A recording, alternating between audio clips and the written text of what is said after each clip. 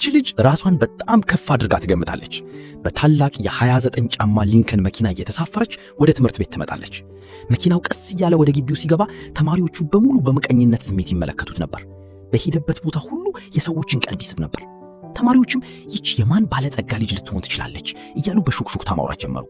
ልጅቷ ከመኪናው ስትወርድ በግቢ ውስጥ ያሉ በጣም ባለጸጋ የሆኑ ቆንጆዎችና ልዩ መብት ያላቸው ሀብታም ልጆች እንኳን ሳይቀሩ ወዲያውኑ በሷ ተማረኩ። ነገር ግን እነሱ የማያውቁት ነገር ቢኖር እሷ ገና አሁን በሆቴል ውስጥ እንደ ጽዳት ሰራተኛ ስትሰራ እንደነበረች ነው። በእውነቱ እሷ እየሰራች የምትማር ተማሪ ነበረች። በቅንጦት መኪናው የመጣችበትን ምክንያት አንድ ታዋቂ ባለሀብት የሰነድ ቦርሳውን በሆቴሉ ክፍል ውስጥ ረስተውት ስለነበር ነው። ክፍሉን እያጸዳች ሳለች ነው ያገኘችው። የመኪናው ሹፌር ቦርሳውን ለመውሰድ ተመልሶ መጣ። ነገር ግን በሆቴሉ መመሪያ መሰረት ማንነቱን የሚገልጽ መታወቂያ ስላልነበረው ልጅቷ ልትሰጠው አልፈቀደችም። ይህ ነገር ወደ ክርክር አመራ። እሷም ቦርሳው ሊሰጥ የሚችለው ባለቤቱ ትክክለኛ መታወቂያ ይዞ ሲመጣ ብቻ እንደሆነ አጥብቃ ተናገረች። ለመሄድ ስትሞክርም ሹፌሩ ያለ ቦርሳው እንዳትሄድ መንገዷን ዘጋባት። እሷም በብስጭት እግሯን መሬት ላይ አጨዋች።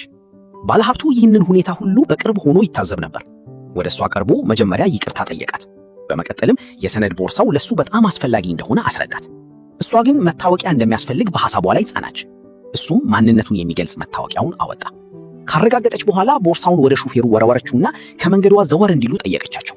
ምክንያቱም ለትምህርት ቤት ረፍቶባት ነበር። ይህንን የሰማው ባለሀብቱ መኪናውን እንዲያቀርብ አዘዘ። ሹፌሩም ሆነ ልጅቷ በነገሩ ተደነቁ።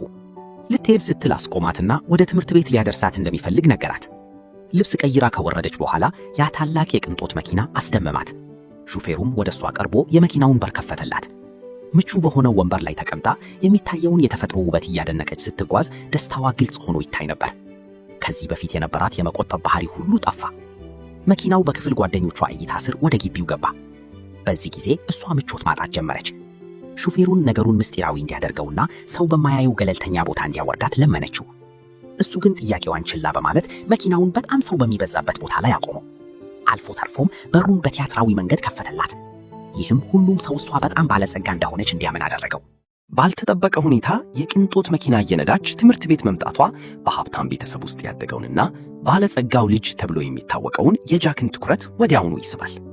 በትምህርት ቤቱ ያሉ ተማሪዎች ሁሉ አና የመጣችው ከባለጸጋ ቤተሰብ እንደሆነ ያስባሉ።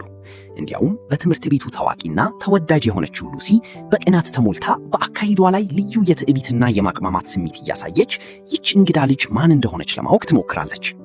ሉሲ የአናን የማህበራዊ ሚዲያ አድራሻ ለመጠየቅ ብትፈልግም የአና እናት ግን ብዙም ከቤት የማትወጣና ምንም አይነት የማህበራዊ ሚዲያ መድረኮችን የማትጠቀም በመሆኗ አልተሳካላትም። አና ብዙም የማትቀርብና የራቀች መስላ በመታየቷ ሉሲ ተስፋ ቆርጣ ከጓደኞቿ ጋር ትላት ትሄዳለች። ከትምህርት በኋላ አና ብቻዋን ወደ ቤት እየተጓዘች ሳለ ጃክ በመኪናው ቀርቦ ወሬ ለመጀመር ቢሞክርም አና ግን ጨርሶ አታውቀውም። ጃክ በትዕቢቷና ባለማወቋ ተሸማቆና አፍሮ አካባቢውን ይለቃል። በማግስቱ ማቲውና ጃክ ትምህርት ቤት ሲደርሱ አናን በድጋሚ ያገኟታል። ጃክም አጋጣሚውን ተጠቅሞ ወሬ ለመጀመር በመነሳት ትላንትና ሹፌሯ መጥቶ እንደወሰዳት ይጠይቃታል። አና ግን ስለ ሹፌር ምንም አይነት ነገር ተናግራ ሳታውቅ ይህንን መጠየቁ እንግዳ ይሆንባታል። አና ትታቸው ስትሄድ ጃክ ምንም ቅሬታ አልተሰማውም። ይልቁኑ በጣም ኩልና የምታስደምም ልጅ እንደሆነች ያስባል። ማቲው ግን በዚህ አልተደነቀም። በዚህ ጊዜ ጃክ ለማቲው ይህች ልጅ ወደፊት ፍቅረኛዬ ስለምትሆን እሷን ማሰብ እንኳን እንዳታስብ ሲል ያስጠነቅቀዋል። በዚያው ቅጽበት የማቲው ስልክ ይጮሃል። ወደ ዋናው ቢሮም ይጠራል። ይህ ትምህርት ቤት የተመሰረተው በራሱ በማቲው አባት ሲሆን በቢሮ ውስጥ ያለው ሰው ደግሞ የሱ አማች ነው። የማቲው አባት አማቹን የማቲውን ትምህርት በቅርብ እንዲከታተል ስላዘዙት አማቹ ወዲያውኑ በትምህርት ደረጃዋ አንደኛ የሆነችን ተማሪ የማቲው አስጠኚ እንድትሆን ይመድባታል።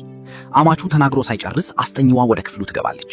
እሷም ሌላ ማንም ሳትሆን ራሷ አና ነበረች። ከቢሮ ከወጡ በኋላ ማቲው ይህንን የማስተማር ሥራ ለምን እምቢ እንዳላለች ይጠይቃታል።